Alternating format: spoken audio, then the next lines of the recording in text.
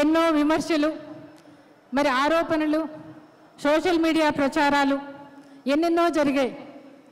షర్మిలమ్మని టార్గెట్గా అధికార పార్టీ వ్యూహమైన మరి రాష్ట్ర కాంగ్రెస్ అధ్యక్షుడి మార్పు వరకు జరిగిన ప్రతి సంగతి కూడా మీ కళ్ళ ముందే జరిగిందని కూడా మీకు అందరికీ తెలియజెప్పుకుంటున్నా. వైఎస్ఆర్ బిడ్డ రాజకీయాల్లోకి వచ్చింది అంటే మరి అధికార పార్టీ కానీ ప్రతిపక్ష పార్టీ కానీ వాళ్ళ వ్యూహాలు ఎందుకు మార్చుకున్నారు అనేది 4 మాటల్లో మీకు చెప్పదలుచుకున్నా. నేను ఇవాళ ఓ నాయకుడు అంటే ఎలా ఉండాలి అంటే వైఎస్ఆర్ను చూసి నేర్చుకోవాల్సిందే. ఆయనను విమర్శించే పార్టీల నాయకుల వాళ్ళు కూడా కెమెరాల ముందు కానీ మైకుల ముందు కానీ చెప్పకపోవచ్చు, కానీ తమ అంతరంగిలకు ముందర రాజశేఖర రెడ్డి గారిని నాయకుడిగా అంగీకరించాల్సిందే. శత్రువులైనా ప్రత్యర్థులైనా ఎవరైనా కూడా రాజశేఖర రెడ్డి గారిని ఒప్పుకోవాల్సిందే. అది ఆయన నిండైన వ్యక్తిత్వం, గొప్ప వ్యక్తిత్వం అని కూడా చెప్తా నేను. ఈరోజు కాంగ్రెస్ పార్టీ వారు ఎంతో ప్రేమతో రాజశేఖర రెడ్డి గారిని తమ పార్టీగా ఓన్ చేసుకుంటా ఉన్నారు. ఇవాళ నేను అడుగుతున్న వారిని 35 సంవత్సరాలు 40 సంవత్సరాలు ఆ పార్టీలో ఉంటూ ఆ పార్టీకి సేవ చేస్తూ మరి ఆ పార్టీకి జవసత్వాలు తెచ్చిన రాజశేఖర రెడ్డి గారిని మరి అదేవిధంగా ఆయన సీఎం అయిన తర్వాత ఆయన పరిపాలన విధానాలను అన్నిటినీ కూడా రోల్ మోడల్గా తీసుకోవాలని చెప్పిన వీరు ఆయన పోయిన తర్వాత కొన్ని నెలల తర్వాతనే మరి ఆయన గురించి ఎఫ్ఐఆర్లో దోషిగా ఎందుకు పెట్టారు అని అడుగుతున్న కాంగ్రెస్ పార్టీ వారిని. అంతేకాకుండా మరి ఆయన కుటుంబాన్ని రోడ్డు మీదకి తెచ్చింది మీరు కాదా అని అడుగుతున్నాను ఇవాళ. ఇదంతా లోకమెరిగిన జగమెరిగిన సత్యం అని కూడా మీకందరికీ కూడా తెలిసిందే. ఓ నాయకుడంటే ఓ నమ్మకం, ఓ నాయకుడంటే ప్రజల కష్టాలను గట్టెక్కిస్తారన్న ఓ భరోసా, ఓ నాయకుడంటే ఆప్యాయత, ఆత్మీయత, ఓ నాయకుడంటే నమ్మకంతో చిరునవ్వుతో మరి ఇచ్చే పలకరింపు, ఓ నాయకుడంటే ఎన్ని కష్టాలు వచ్చినా మిన్ను మీద పడిన మరి చెక్కు చెదురని ధైర్యం, ఓ నాయకుడంటే తన వారికి న్యాయం జరుగుతుందన్న నమ్మకం ఇచ్చే నాయకుడు, ఓ నాయకుడంటే తన వాళ్ళ వల్ల కష్టాలు నష్టాలు వస్తాయని తెలిసి కూడా వారిని వెనకేసుకొచ్చే తెగింపు, ఓ నాయకుడంటే కొండను ఢీకొట్టే సాహసం, ఓ నాయకుడంటే కేవలం అధికారం మాత్రమే కాదు మరి ఈ మట్టి మీద మమకారం, ఈ మనుషుల మీద మమకారం, ఓ నాయకుడంటే తన జీవితంలో జరిగే ప్రతి ఘటన నిజాయితీతో ప్రేమతో నింపుకొని తన వారితో సాగే గమనమే ఓ నాయకుడి లక్ష్యం. ఓ నాయకుడంటే మరి దార్శనికత, ఆయన రాష్ట్రం పట్ల దేశం పట్ల మరి గొప్ప విజనరీ కలిగి ఉండటం, మరి ఇవన్నీ కూడా మరి నాయకుడు ప్రజల బ్రతుకు కోరేవాడి నాయకుడికి మరణం అనేది ఉండదని కూడా మనం రాజశేఖర రెడ్డి గారిని చూస్తే తెలుస్తుంది మనకు. అంతేకాకుండా మరి రైతులైనా పేదలైనా మధ్యతరగతి వారైనా మహిళలైనా నిరుద్యోగులైనా విద్యార్థులైనా అనేక సామాజిక వర్గాల వారైనా ఏ వర్గం వారిని తీసుకున్నా వారిని సొంతంగా తీసుకొని వారి కష్టాలను వారి సమస్యలను మరి వారు తెలుసుకొని వారిని పరిష్కరించడమే నాయకుని లక్ష్యం. అంతేకాకుండా మరి నాయకుడు అంటే మరి వారందరి జీవితాల్లో మమేకమై వారి బ్రతుకులో కానీ వారి నడకలో కానీ వారితో ఒకరిగా కలిసి మమేకమై నడవడమే నాయకుని యొక్క వ్యక్తిత్వం అని కూడా మీకు అందరికీ కూడా చెప్తా ఉన్నా ఇవాళ.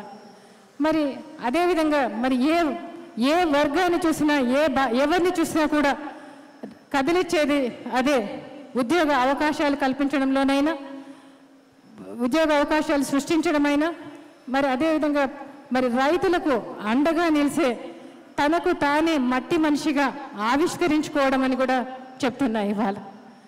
ఇవన్నీ కూడా తెలంగాణలో మరి ఎవరిలో ఉన్నాయని తెలంగాణ ప్రజలను అడిగితే ఇటువంటి గొప్ప వ్యక్తిత్వం జీవితం ఎవరిదై ఉంటుంది అని అడిగితే వినపడేది కనబడేది వైఎస్ఆర్ వైఎస్ఆర్ వైఎస్ఆర్. వైఎస్ఆర్ తెలుగువారి గుండె చప్పుడు అని కూడా మీకు అందరికీ తెలిసిందే ఇవాళ. మరి అటువంటిది ఈరోజు మరి వైఎస్ఆర్ను మనమందరం తలుసుకుంటున్నాం, వారిని కనబరుచుకుంటున్నాం, తెలియపరుచుకుంటున్నామని కూడా చెప్తున్నా ఇవాళ. మరి రాజశేఖర రెడ్డి గారు ఈ గడ్డను ఎంతగా ప్రేమించారో అంతకంటే ఎక్కువగా ఈ గడ్డ ప్రజలు ఆయన్ను ప్రేమించారనేది వాస్తవం. రాజశేఖర రెడ్డి గారికి కానీ మరి తెలంగాణకు కానీ ఏ వివక్ష తెలియదు. మనిషికి ఆయన దృష్టిలో తేడా లేదు. ఆయన చెప్పేవారు ఎప్పుడు, నా ప్రస్థానంలో ప్రతి మలుపులో జనజీవనంతో నాది ముడిపడి ఉంది అని చెప్పేవారు. అదేవిధంగా ఆయన జీవించారు కూడా, జనం కోసమే జీవించారు. ఆయన జీవితంలో మేమెంతో మీరు కూడా అంతే ప్రాముఖ్యతగా ఉన్నిందని కూడా మీకు అందరికీ చెప్తున్నా. అదేవిధంగా చెప్పాలంటే మరి రాజశేఖర రెడ్డి గారిని ఆయన సీఎం అయిన తర్వాత సంక్షేమంలో కానీ, జలయజ్ఞంలో కానీ, అభివృద్ధిలో కానీ ఈ ప్రాంతానికే పెద్దపీట వేశారనేది కూడా నిర్విధాంశం. ఎవరూ దాన్ని లేదు అని చెప్పలేనటువంటి. మరి అదేవిధంగా మరి ఆయన చనిపోయిన తర్వాత ఈ తెలంగాణ గడ్డ ప్రజలే ఆయన కోసం, ఆయన లేడు అన్నప్పుడు పరితపించిన గుండెలు ఈ ప్రాంతంలోనే ఎక్కువ అని కూడా చెప్తున్నా. ఆయన కోసం చనిపోయిన వారు కూడా ఎక్కువని కూడా మీకు చెప్తున్నా. ఈ ప్రాంతంలోనే రాజశేఖర రెడ్డి గారు మరి ఆ విధంగా ఉన్నారు. ఎంతమంది రాజశేఖర రెడ్డి గారికి మోసం చేసినా, కుట్రలు చేసినా తెలంగాణ ప్రాంతం ప్రజలు మాత్రం మరి వారి మంచితనాన్ని పోగొట్టుకోలేదనే చెప్తా నేను ఇవాళ. రాజశేఖర రెడ్డి గారు కల్మషం లేని మనిషి. మరి ఆయన స్వచ్ఛమైన మనసు, స్వచ్ఛమైన తెలంగాణ బంగారు స్వర్ణమయం కావాలని ఆయన అభిమతం అని కూడా చెప్తున్నా మీకు. తెలంగాణ గొప్పగా ప్రగతి సాధించాలని, సస్యశ్యామలంగా అన్నపూర్ణగా తెలంగాణ కలకలలాడాలని ఆయన కళ, ఆయన డ్రీమ్. చెప్పేవారు ఎప్పుడు కూడా, నేను ఈ ప్రాజెక్టులన్నీ పూర్తి చేయగలిగే ప్రతి ఎకరా పొల పంట పండినప్పుడు నా జీవితం ధన్యత అవుతుందని కూడా చెప్పేవారు. అదేవిధంగా ఈరోజు మరి ఎన్ని విషయాలైనా కూడా వివాదాల్లోకి తీసుకురావచ్చు, కానీ ప్రాంతంలో అన్ని విషయాల్లోనైనా మరి మమకారం విషయంలోనైనా ఆ రోజున అభివృద్ధి, సంక్షేమం, నీటిపారుదల ప్రాజెక్టులపై దృష్టి పెట్టడమైనా అన్నిటి మీద ఖర్చు పెట్టడంలో వైఎస్ఆర్కు సాటి లేరు అని కూడా మీకు అందరికీ కూడా చెప్తున్నా. 2004 నాటికి మరి పల్లె సర్వనాశనమైన పల్లెకు జీవం తెచ్చింది ఎవరు అంటే కేవలం మహానేత మాత్రమే అని కూడా చెప్తా. బంగారు తెలంగాణ సాధ్యం కావాలంటే ఈ గడ్డ మీద పుట్టిన ప్రజలు, బిడ్డలు వారందరికీ బంగారు భవిష్యత్ ఇచ్చినప్పుడు మాత్రమే మరి ఆ రోజు మనం బంగారు తెలంగాణ చేసుకోవడం సాధ్యమవుతుందన్నారు. కానీ మన అందరి దురదృష్టం, మరి రాజశేఖర రెడ్డి గారు మన మధ్య నుంచి వెళ్ళిపోయిన తర్వాత ఆయన మొదలుపెట్టిన ప్రాజెక్టులు ఈరోజు కూడా పూర్తి చేసిన పాపాన పోలేదు. కానీ మనందరి దురదృష్టం అని కూడా మీకు అందరికీ చెప్తున్నా. ఆయన కళ అసంపూర్ణంగానే మిగిలిపోయిందని కూడా చెప్తున్నా. ఒకటైతే నేను గట్టిగా చెప్తున్నా, గర్వంగా చెప్తున్నా, వైఎస్ఆర్ రక్తంలో మరి నమ్మకం, విశ్వసనీయత ఒక భాగమని కూడా చెప్తున్నా. ఆ రక్తంతో పాటు ఆయన హావభావాలు, ఆయన ఆత్మీయత ప్రతిదీ కూడా పునికి పుచ్చుకున్న బిడ్డలు జగన్ బాబు, షర్మిలమ్మ అని కూడా మీకు అందరికీ చెప్తున్నా.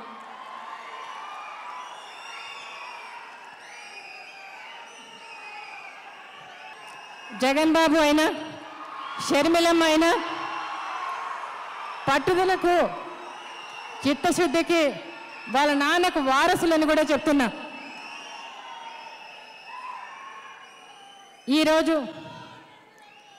ఈరోజు వారిద్దరు కూడా వేరు రాష్ట్రాలకు ప్రతినిధులు, వేరు రాష్ట్రాలకు ఈరోజు వారు ప్రతినిధులు, వేరు పార్టీలకు, వేరు ప్రయోజనాలకు వారు ప్రతినిధులుగా ఉన్నారు. ఇవాళ ఇలాంటి పరిస్థితి మరి ఊహించలేదు ఎవరం కూడా ఇలాంటి పరిస్థితి వస్తుందని. కానీ ఇది దైవ నిర్ణయంగా, ప్రజలకు మంచి కోసం, ప్రజాహితం కోసం జరిగే కార్యక్రమంగా నేను భావిస్తున్నాను. తెలంగాణలో ప్రతి అంగుళము, తెలంగాణలో ప్రతి ఒక్క నిండైన హృదయం వైఎస్ఆర్ను మరి గుండెల్లో పదిలంగా పెట్టుకున్నారని కూడా మీకు అందరికీ చెప్తున్నా.